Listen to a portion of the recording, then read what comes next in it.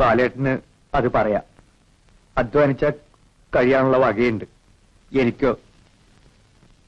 എന്തിനാ ബാലേട്ട പണം വേണ്ടാത്തത്? പണമില്ലാത്തവരെ എന്തിനു കൊള്ളാം?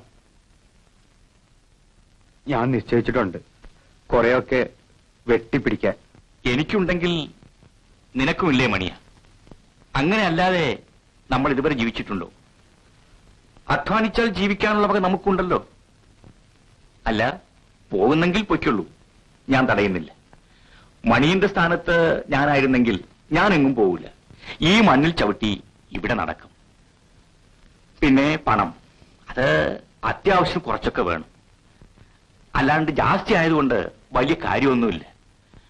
എല്ലാം അവരവരുടെ ഇഷ്ടം. 4 വയസ്സേ എനിക്ക് കൂടൂ. ഉപദേശിക്കാൻ ഞാനാരാ? എനിക്ക് ഞാനാവണം ബാലേട്ട. മനസ്സിലാവണില്ല എനിക്ക്. എനിക്ക് ഞാനാവാൻ ഭാരതപ്പുഴ വേണം. ഈ കുന്നും വയലും ഒക്കെ വേണം. ഇതില്ലാതെ ഞാനില്ല. എനിക്ക് ഞാനാവാൻ പണം വേണം, ജോലി വേണം. അമ്മേ, ഞാൻ ഇന്നലെ തന്ന പൊതിയങ്ങ് തരൂ.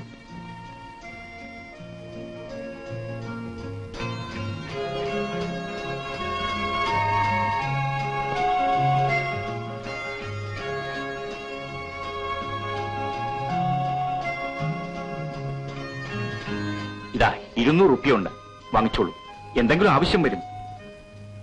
ഇനിയും വേണോ വെച്ചാൽ എഴുതിക്കോളൂ, അയച്ചു തരാം. വാങ്ങിച്ചോളൂ. അച്ഛന്റെ അനുഗ്രഹം വാങ്ങിയാമേ. അച്ഛൻ കിടപ്പിലാണെന്നുള്ള കാര്യം മറക്കരുത്. നിന്റെ കത്ത് കാണാൻ ഒരു മനസ്സമാധാനം ഉണ്ടാവില്ല. ബാലേട്ട, അച്ഛനും അമ്മയും അവരെ ഞാൻ നോക്കും. പിന്നെ അവിടെ ബുദ്ധിമുട്ടാച്ച നേരെ ഇങ്ങോട്ട് പോരുകയെ വേണ്ട.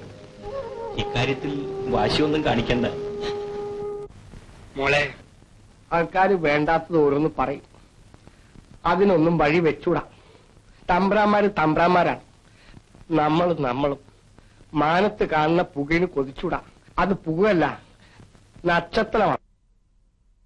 താഴോട്ട് നോക്കിയിട്ടേ പെമ്പിള്ളേര് നടക്കാവൂ. കാലാകാലായിട്ട് നമുക്ക് അന്നം തരുന്നവരാണ് അവർ. കൊച്ചമ്പ്രാനാണെങ്കിൽ മരിച്ച വല്യമ്പ്രാന്റെ തനി പകർപ്പ.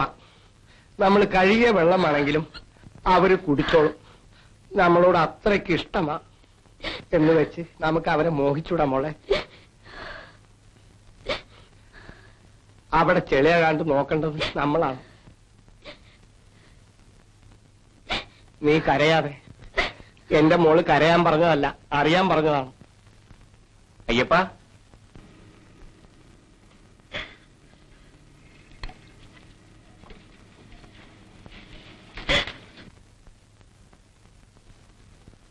നാളെ ഞാറ് പറിക്കണം. 8 or 10 ആളുകൾ വേണ്ടിവരും. നീരിയെ കൂടാണ്ട് 6 പേരെ ഏർപ്പാട് ചെയ്തിട്ടുണ്ട്. അവര് വരുവേ.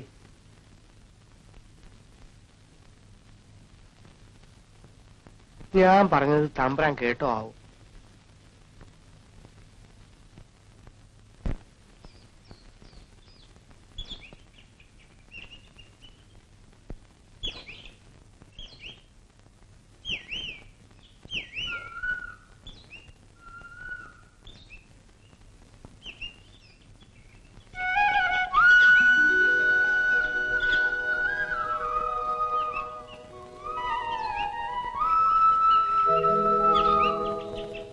നീലി,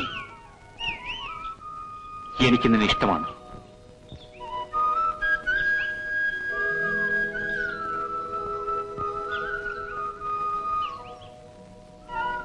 എല്ലാരും കേൾക്കേ അത് വിളിച്ചു പറയാൻ പക്ഷെ എനിക്കിപ്പോ കഴിയില്ല. അയ്യപ്പൻ പറയുന്നത് ഞാൻ കേട്ടു.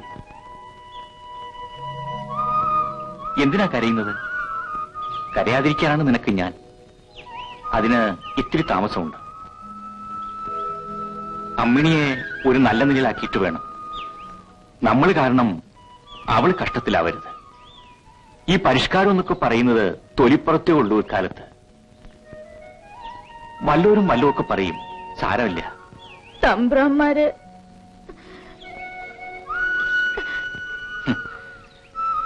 നിനക്ക് ഞാൻ തമ്പ്രാനാണെങ്കിൽ എനിക്ക് നീ തമ്പ്രാട്ടിയാണ്.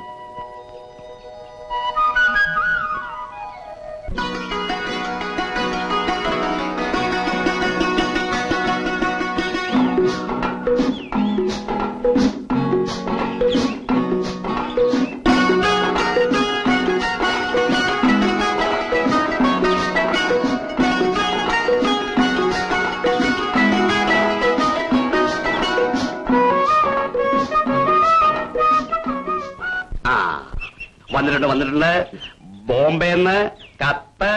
മണിയേട്ടന്റെ ചിരിക്കണ്ട മണിയേട്ടന്റെ അമ്മയ്ക്കാണ് കത്ത്. അമ്മ ചിരിച്ചോളൂ. മണിയേറിന്റെ അമ്മ ഇവിടെ ഇരിപ്പുണ്ട്, അമ്മണിയുടെ വീട്ടില്. എന്നാ കൊടുത്തേരെ.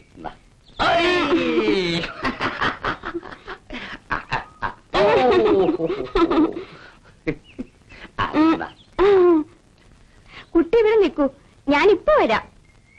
ഉടനെ വീഴും. ആണ്ടോ മണിയേട്ടൻ അമ്മയ്ക്കാണ് എടുത്ത്. അമ്മ വീണോളും.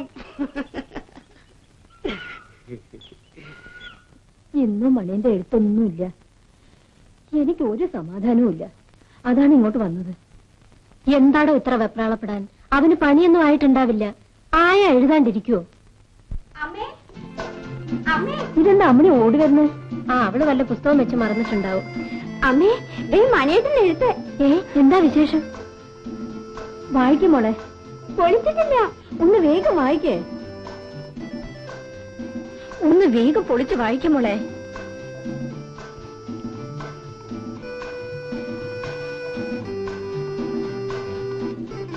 ശ്രീ ബോംബെ, എല്ലാരും കൂടി വായിച്ചറിയാൻ മണിയൻ എഴുതുന്നത്.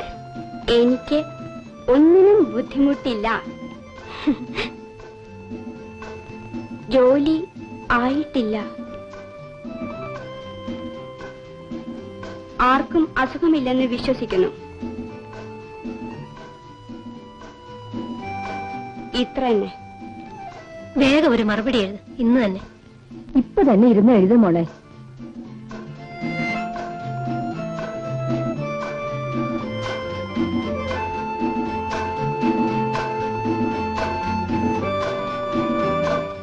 എഴുത്.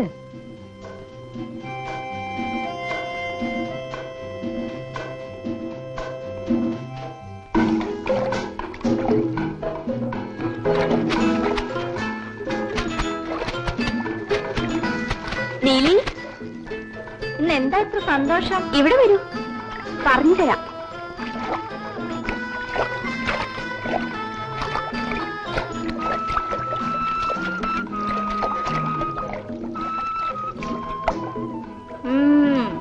ഞാൻ പറയാം. കത്ത് വന്നു അല്ലേ?